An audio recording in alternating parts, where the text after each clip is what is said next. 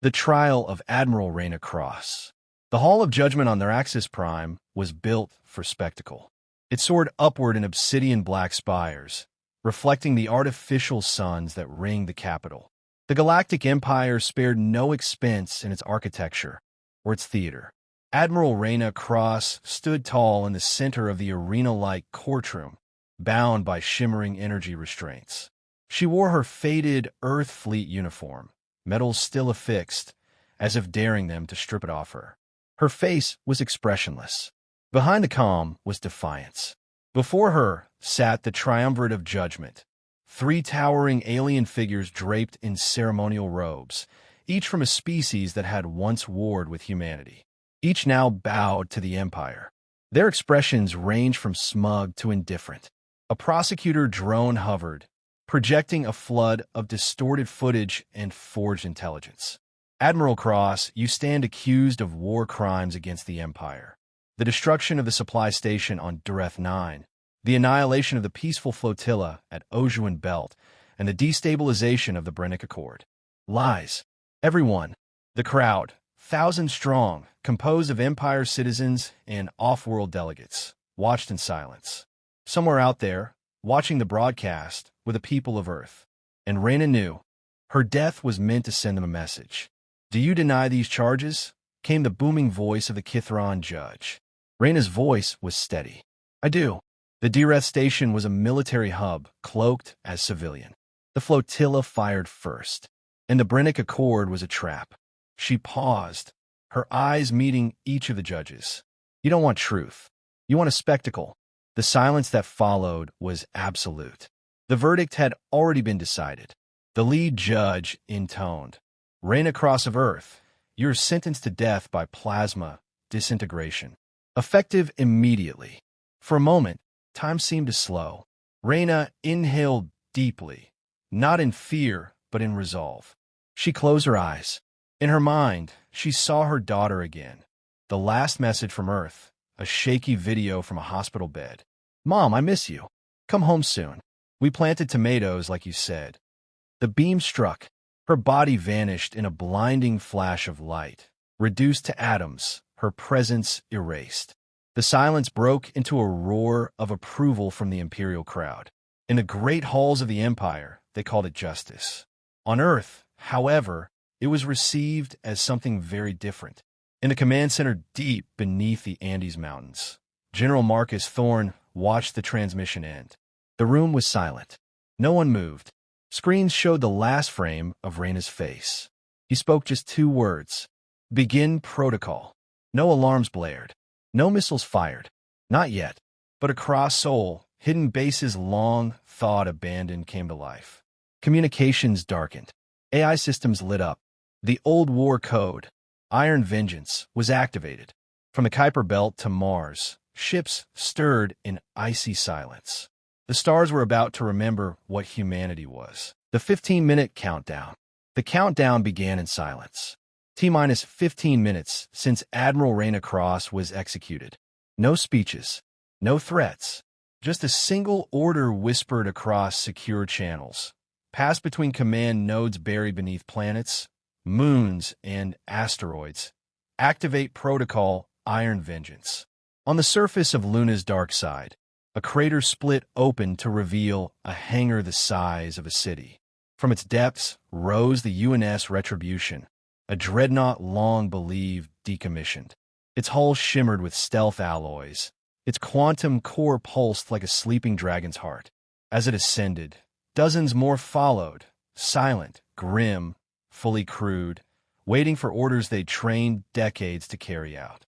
Across the Kuiper Belt, a ring of research stations shed their camouflage.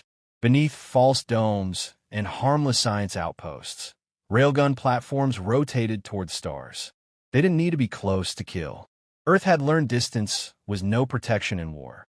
At the Martian War Archives, Commander Isla Chin opened a sealed vault with her biometric key.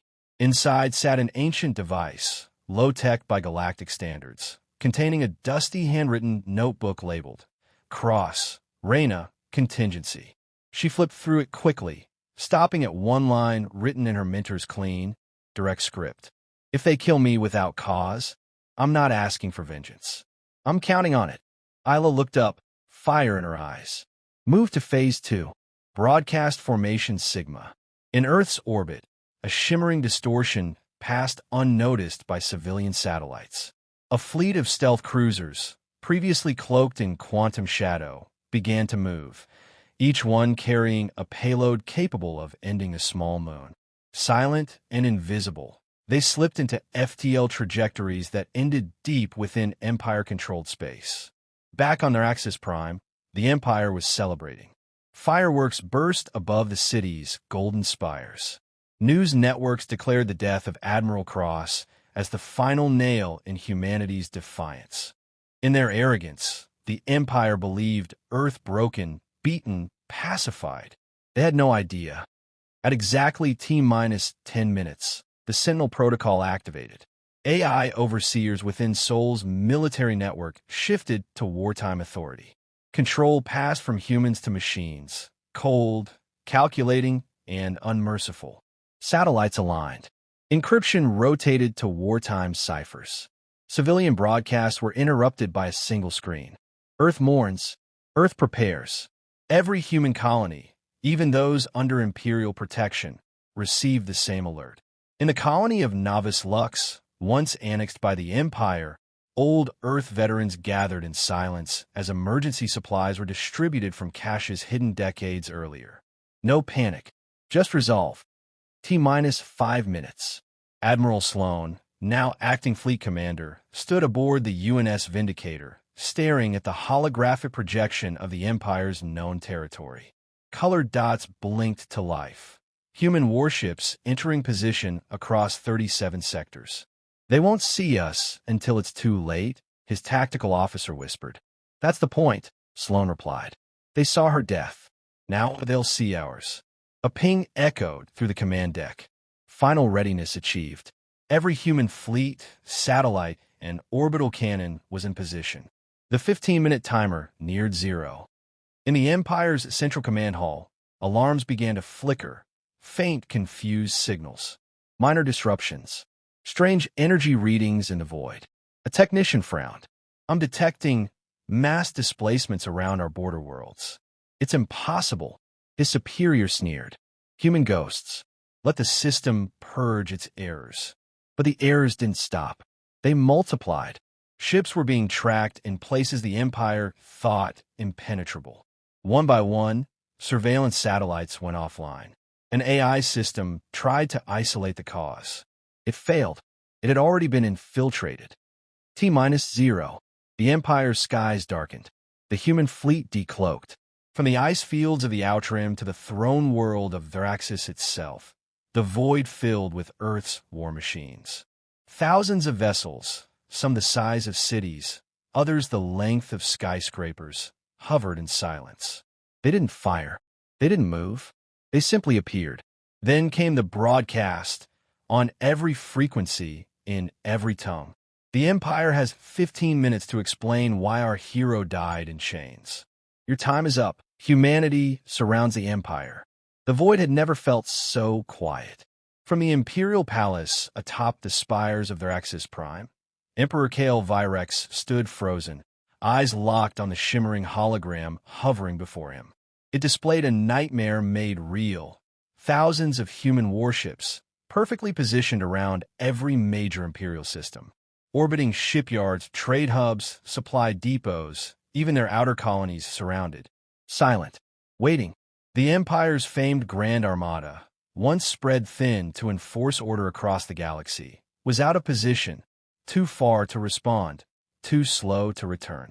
For decades, the Empire had believed humanity broken, fractured after the Orion conflict. That assumption had just become their doom. Where did they come from? Virex hissed. Admiral Cern, a reptilian tactician with skin like burnished bronze, swallowed hard. They were never gone, Your Eminence. They were hiding, watching, preparing. On the outer rim of their Axis orbit, the UNS Vindicator hovered just beyond the Empire's planetary defense grid. Admiral Sloan stood at the helm, eyes cold. No movement from their fleet, his comms officer reported. They're stunned. Shock levels across Imperial networks are off the charts. Civilian panic starting in 8 major worlds. Whole formation, slow and ordered. No fire unless provoked. The plan wasn't destruction, it was dominance. The message was clear. We could end you. We choose not to, for now. On the core world of Varellan, 1,000 light-years away, the Empire's largest military shipyard went offline. Human stealth drones had severed its comm relays and disabled its AI hub in under 10 seconds. Not a single shot fired. Above it, 3 Earth dreadnoughts now loomed like gods of war. In the Senate Hall on Jorkin, alien ambassadors argued in rising panic. Some demanded immediate retaliation. Others begged for negotiation. But the human fleet had jammed every outbound signal. No one could speak without Earth hearing them first. And Earth wasn't speaking yet. In the shadows of 1,000 minds across the galaxy, fear bloomed. It wasn't just the fleet. It was the precision, the timing, the discipline. How long had the humans been planning this? Then, suddenly, humanity spoke again. All across the Empire's territory, the same hologram appeared. On news screens, billboards, tactical consoles, and children's toys. Admiral Rayna Cross stood tall and proud, recorded in pristine high definition. She looked straight ahead, her voice clear. Peace was always our first choice. But peace without justice is surrender. You took a daughter from her mother, a hero from her people, a truth, and twisted it into spectacle. And now, we surround you, not to conquer, but to remind you. The message ended. The silence that followed was suffocating. Panic gripped the Empire. On industrial world Kenth, Imperial officers tried to launch fighters, only to find their hangars sealed by sabotage. On the mining colonies of Sarek's Edge, human sympathizers rose in open revolt. In the Great Library of Quaros, students uploaded the full, unedited trial footage of Admiral Cross to the Galactic Net, exposing the lies. The Empire was unraveling, thread by thread, and Earth hadn't fired a single shot. Inside the Human War Council, Commander Ilachun delivered the ultimatum. Surrender the names of those responsible for Admiral Cross's death. Disband the Triumvirate of Judgment. Accept independent trials. Return all annexed Earth-aligned colonies. You have 24 standard hours. Resistance will not be tolerated. Compliance will be remembered. The message reached the throne room of Emperor Virex 5 minutes later. His hands trembled. He turned to Admiral Cern.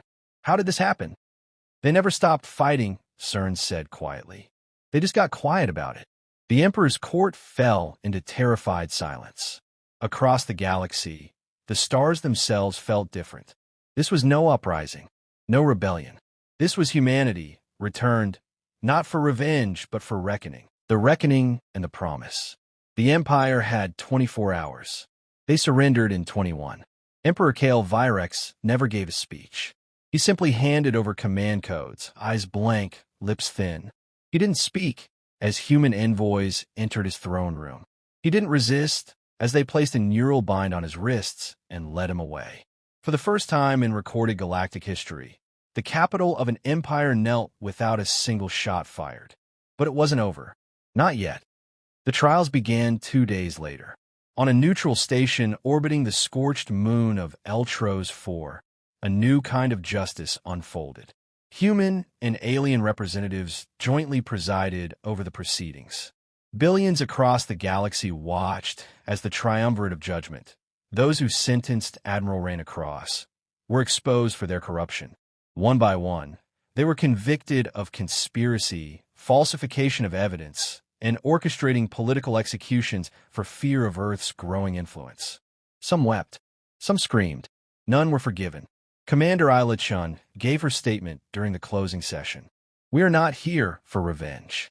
We are here so no one else ends in chains for speaking the truth. Earth will not rule you, but we will never be ruled again. Her voice echoed in silence that stretched across star systems. Statues of Rayna Cross began appearing, not just on Earth, but on alien worlds once loyal to the Empire. She was no longer just a war hero. She was a symbol. On the colony world of Vesta 9, her likeness stood with her head bowed, hands open, not in war, but in peace. Etched in 20 languages beneath, it were her final recorded words. If I die, let it not be in vain. Let it mean something more than hate. Let it mean we're still worth believing in. Her daughter, Rayna Cross, stood in front of the statue during the unveiling. She was 17 now, grown from the child who had once begged her mother to come home. She read a message her mother had prepared long ago, delivered posthumously by Earth Command. Rayna, if you're hearing this, it means I kept my promise. Not to survive, but to make sure the world you grow up in is better than the one I left. We are strong, not because we crush others, but because we stand even when we're the last voice telling the truth. Back on Earth, humanity changed. The war machine returned to silence. Fleets stood down. Stealth systems powered off. But they were not dismantled. The galaxy had seen what Earth could do when provoked, and Earth ensured they would never have to do it again. Instead, humanity turned its power toward rebuilding.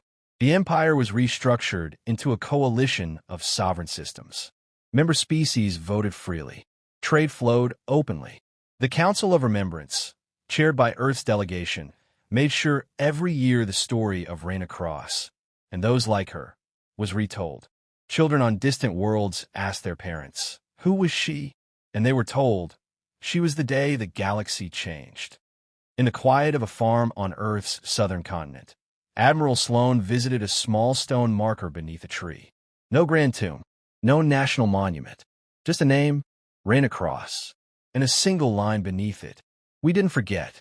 He stood in silence, then saluted, not because she asked for it, but because they all owed her everything.